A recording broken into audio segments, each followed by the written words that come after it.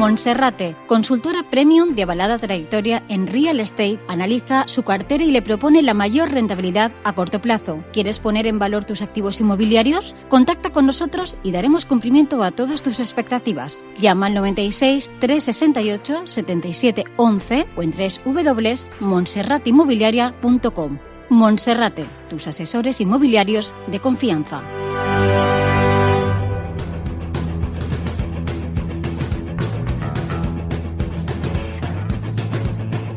Plaza Financiera, Luis Torralba.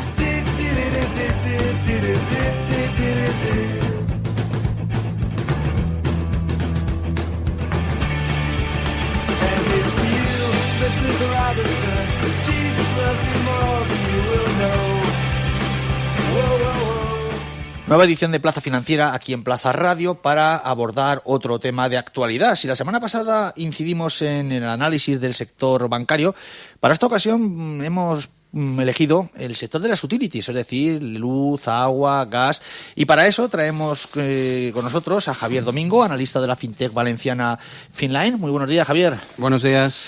Y Felipe Albiol, banquero senior de Amban. Muy buenos días, Felipe. Buenos días, Luis, ¿qué tal? Bueno, hablamos de unas empresas que muchos las consideran refugio. ¿Por qué, Felipe? Bueno, refugios es el clásico adjetivo utilizado desde tiempos remotos. Siempre han sido consideradas pues compañías muy estables porque operan en sectores maduros, que tienen una demanda asegurada, trabajan con bienes o servicios de primera necesidad y, aunque parezca que se haya liberalizado el sector, pues apenas hay competencia. Entonces, bueno, pues yo creo que ese cóctel en el análisis financiero pues produce etiquetas muy reconocibles o predecibles como puedan ser los flujos de caja y que tienen mucho que ver pues con los modelos de valoración de descuento de flujos que son muy similares a la valoración de los bonos de la renta fija, que suele ser un activo pues financiero conservador y que se utiliza muchas veces cuando las cosas van mal en los mercados bursátiles como refugio. Entonces, por eso tiene a lo mejor un poco esa similitud. Van mal las cosas, como está sucediendo ahora. Javier, ¿cómo lo ves tú el tema de los valores refugios en las utilities? Bueno, la verdad es que, como decía Felipe, que creo que ha sido una definición perfecta de lo que viene a ser el sector de las utilities. Y en cuanto a la pregunta que haces de que las cosas van mal para el mercado en general, probablemente. Correcto. Pero para el sector de las utilities es un sector que se está comportando no solo bien, sino excelentemente bien. Y razón tendría, como comentaba antes Felipe, el que se contempla casi más como un activo de renta fija o como un bono, más que como una pura acción, ¿no? Hay una predicción muy clara de los flujos de caja, lo cual les permite a estas compañías tener una rentabilidad por dividendo, un reparto de dividendo muy atractivo. Que en otrora recordarían los famosos superdepósitos a la vista de las rentabilidades por dividendo que ofrecen. Correcto, con lo cual es más ventajoso para este tipo de compañías. Primero, los depósitos, que ya prácticamente no pagan, es decir, inclusive en algunas entidades nos toca pagar, pero es que además tienen los tipos de interés que están al 0%. Así es. Actualmente buena parte de las utilities, sobre todo de las del IBEX 35, Iberdrola, Endesa, Gas Natural, ahora Naturgy y Red Eléctrica Española, no solo suben a doble dígito este año, sino que están en máximos de hace 10 años. Felipe, ¿cómo ves esta situación? A ver, antes que estábamos comentando pues que la similitud con activos de renta fija pues era muy positiva. Entonces, solo tenemos que ver las yields o las rentabilidades del bono a 10 años español, que está, creo... Por debajo del medio punto porcentual ya. Sí, pues yo creo que ayer estaba en 0,52, 0,53. El alemán ya está en negativo, entonces es el inverso del precio de esos activos, con lo cual pues las eléctricas, las utilities en general, pues han pegado una carrera, pues bueno, que lo hemos visto aquí este año e incluso el pasado también lo hicieron bastante bien, o sea que pues bueno, pues va muy correlacionado positivamente con ese tipo. Y yo creo que aunque han corrido mucho, pues todavía queda margen para que puedan subir porque el entorno de tipos cero, incluso negativos, va a seguir estando durante bastante tiempo. ¿Tu visión, Javier, al respecto?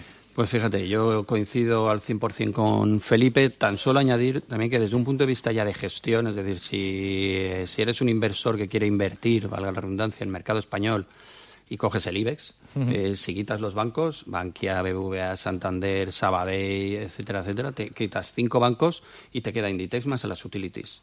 Porque el resto son compañías relativamente pequeñas, de muy buena calidad, pero pequeñas, con lo cual, si tienes la combinación del dividendo que comentaba Felipe, más quieres tener exposición a mercado español y lógicamente por lo que parece ser el mercado o el negocio bancario está muy lastrado, pues te quedan las utilities.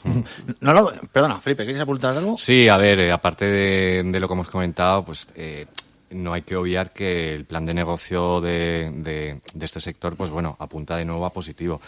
Un poco lo que es la futura descarbonización que hay en España con la implantación de nuevas energías renovables que pueden venir en un futuro, pues bueno, este tipo de compañías está en primera fila. Javier, te quería añadir que estabas comentando el caso de los bancos. ¿No ves también que el IBEX está muy cargado en el tema de las utilities? Hay 5 o 6 bancos en el IBEX y otras 5 o 6 de utilities. Sí, vamos a ver, a nivel de índice y de construcción de índice no es el índice más perfecto, no es el índice que nos gustaría tener. Vale, pero sí que es cierto que al final el mercado español es un mercado muy limitado en cuanto a nivel de compañías y después en cuanto a capitalización, ¿no? Entonces, menos mal, pero en los últimos años ha habido una concentración en el sector bancario que lo que ha hecho es que otros sectores con menor peso histórico hayan cogido más peso. Cierto es. Y uno de ellos, lógicamente, es el sector de utilities en general. Metemos ahí también, me atrevería a meter inclusive a Repsol. Tienes toda la razón. Felipe, ¿qué utilities españolas son actualmente de tu agrado y las que menos te gustan? Bueno, las dos ideas que más nos gustan son Iberdrola y Red Eléctrica, pero también te tengo que decir que nuestra opinión sobre el sector es bastante neutral. Antes he dicho que, pues bueno, han corrido mucho, los multiplicadores a los que cotizan son bastante exigentes y quizás a lo mejor se podrían encontrar ideas más atractivas fuera de España. Es que llevan subiendo, pero sí, tela, ¿eh? Sí, es decir, no veíamos esos niveles desde hace muchos años. Entonces, bueno, también es un sector que en estos momentos tiene una exigencia de mayor inversión, el apalancamiento es adecuado y los precios energéticos están jugando a su favor, con lo cual, pues a lo mejor le puede quedar algo de recorrido. Pero sí que, pues bueno, nuestra opinión es que hay que ir un poco con cuidado porque las valoraciones son bastante exigentes.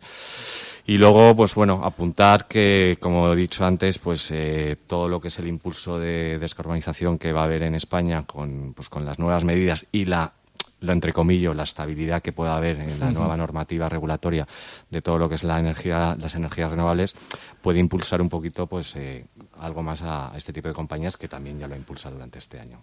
A Felipe Albiol, banquero senior de Ambank, le gustan Iberdrola y Red Eléctrica Española. Y a Javier Domingo, analista de la fintech valenciana Finline.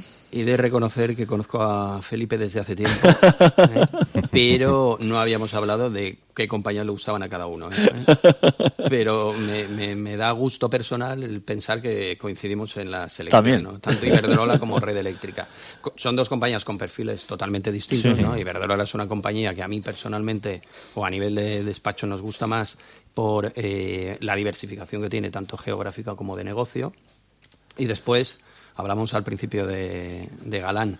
A mí me gusta mucho el equipo gestor. No comparto, no tengo simpatía por la persona, pero sí, lógicamente, por el equipo gestor, porque creo que en los últimos 10, 15 años ha gestionado la compañía de una manera extraordinariamente bien. Y la otra, como decía Felipe, Red Eléctrica. No tiene nada que ver. Red Eléctrica es lo más parecido a, como decíamos al principio, a un bono. Un bono. ¿No?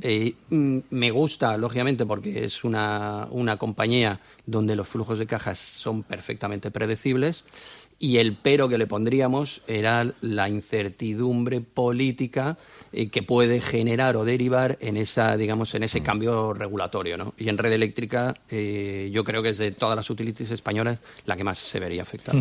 Ahora hablaremos del tema de los riesgos políticos y regulatorios. Pero antes que nada, y para los inversores / lectores de Plaza Financiera, ¿por qué históricamente este tipo de empresas han ofrecido esos dividendos tan altos, esa rentabilidad por dividendo? Bueno, a ver, ha sido algo común siempre en el sector, es decir, desde que venían de empresas públicas, pues yo creo que son pues empresas que han generado, pues bueno, de forma constante esos flujos de caja que hablábamos al principio del programa y que en parte, bueno, en algunos casos, en la gran mayoría, pues lo reparten con sus accionistas. Hay veces que sí que necesitan inversión o hay veces que no necesitan reinvertir en la empresa, entonces el beneficio que generan, que es muy estable, pues lo premian repartiendo a los accionistas.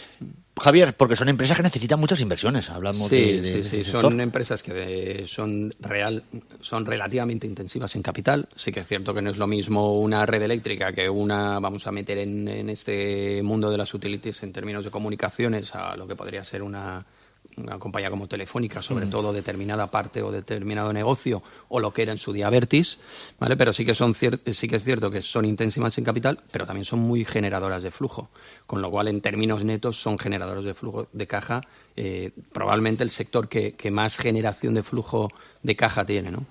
Fíjate que añadiendo lo que decía Felipe, son compañías o es un sector que en los últimos trimestres o en los últimos años, dentro de lo que es el plan estratégico, ya están alejándose en cuanto a la política retributiva de lo que es el concepto del payout y están hablando ya de montantes concretos de importes de dividendo. Inclusive Endesa ha llegado a pagar, por un tema puntual, ha llegado a pagar el 100% del dividendo, y estamos viendo también como Iberdrola, Red Eléctrica y este tipo de compañías están ya alejándose, como digo, de políticas de payout y centrándose todavía más en lo que es la retribución al accionista. Eso es algo impensable en otro tipo de sectores. Absolutamente. Y sobre todo por la certeza que tienen estos dividendos. Porque a mí, que un banco me diga que me va a pagar un dividendo, me lo creeré, pero a lo mejor a mitad del camino te cambia el formato. Hay que ver de dónde viene a lo mejor ese dividendo. De dónde viene el dividendo, te cambia el formato en el cual te va a pagar. Es decir, aquí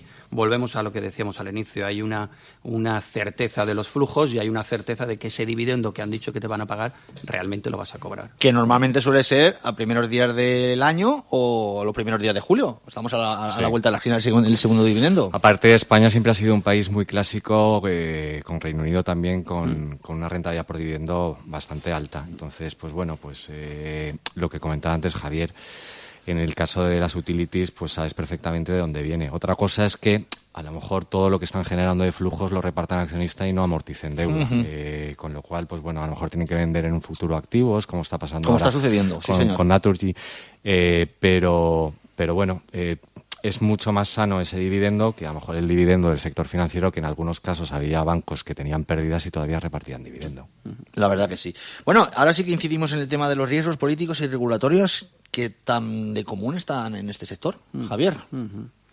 Sí, bueno, aquí, como en todo, depende del tipo de compañía, se ve más o menos afectada. En la medida que tu negocio principal o estés menos diversificado, se vea más expuesto a un entorno regulatorio, pues lógicamente tendrás más riesgo de sufrir en cambio de que se produzca un cambio de este tipo, ¿no?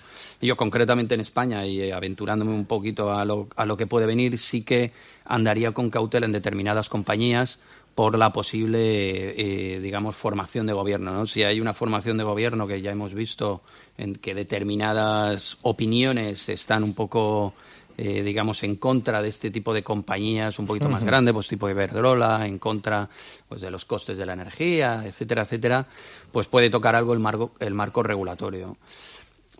Decíamos antes, ¿qué compañía me gusta más? Iberdrola, porque está más diversificado. Un cambio regulatorio en España, ¿a Iberdrola le afectaría? Sí, pero muchísimo menos por todo el negocio que tiene fuera de España.